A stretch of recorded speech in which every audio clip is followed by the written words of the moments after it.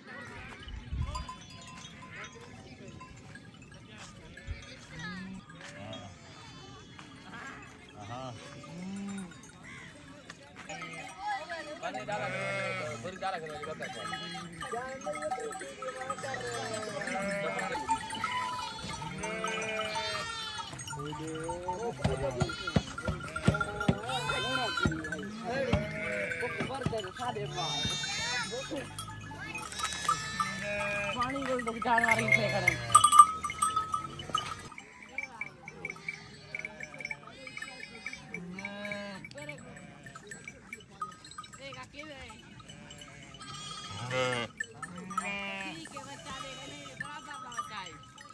खड़ी है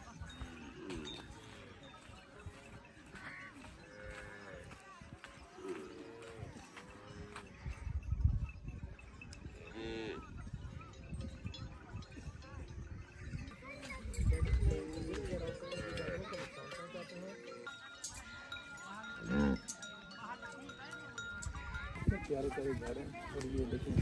यहाँ पे भी एंट्रेंस है इस बार का बाढ़ लगाई हुई है और इधर से गली बनाई हुई है ये देखें